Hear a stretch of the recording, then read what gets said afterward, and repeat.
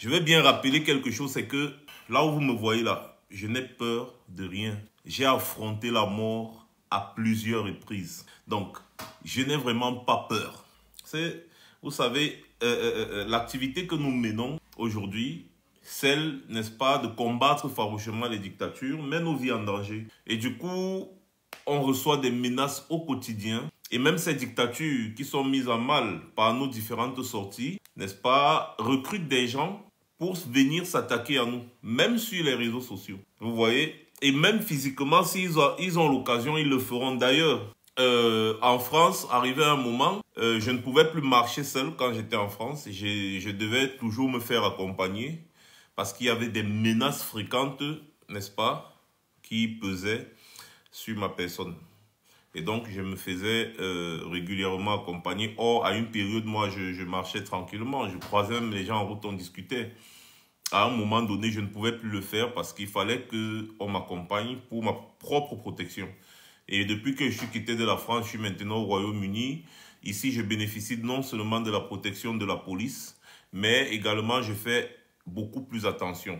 Déjà, ma vie n'est plus trop exposée parce que ici, je suis véhiculé tout le temps. Donc, je n'ai pas à prendre les transports en commun, les trucs comme ça et tout ça.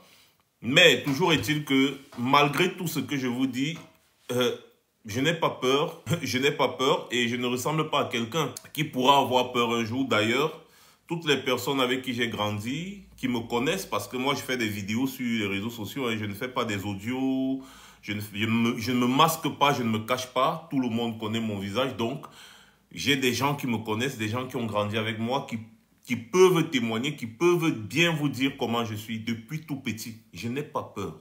Je n'ai peur de personne. Aucun homme comme moi ne peut me faire peur. Et je vais vous dire quelque chose, vous affirmer quelque chose que j'ai dit sur ma page Facebook tout à l'heure.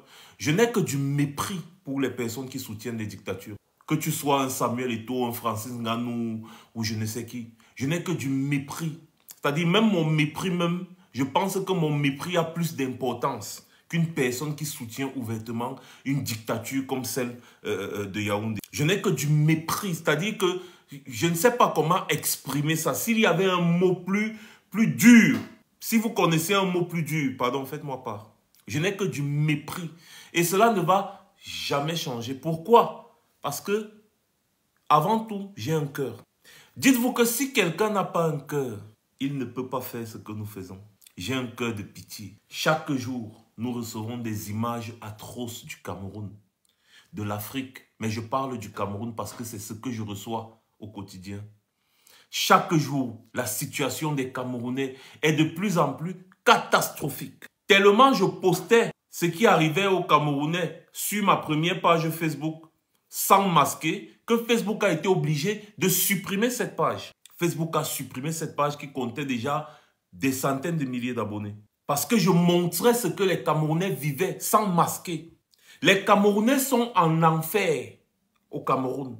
Il y a une petite caste d'individus, une petite, qui ne représente même pas 5%, qui s'est accaparée de toutes les richesses du pays. Toutes les richesses du pays. Ce qui revient normalement à tout le peuple camerounais a été confisqué par une petite bande d'individus.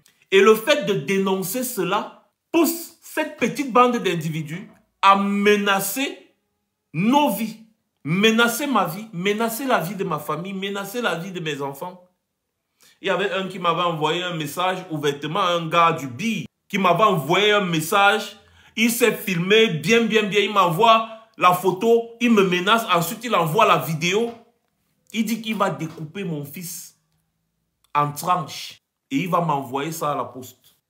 Parce que je dénonce le fait que Paul Biya et son régime volent et tuent les Camerounais. J'avais exposé sa photo et sa vidéo sur Facebook.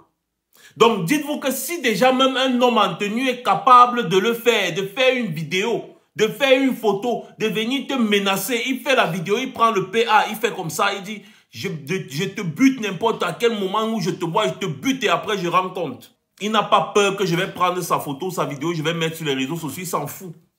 Parce qu'effectivement, il a été envoyé par ces gens pour m'intimider. Sauf qu'au contraire, quand vous faites ça, ça veut dire que je fais du bon boulot. Donc, ces gens ne reculent et ne reculeront devant rien. Parce qu'on s'attaque à leur mangeoire.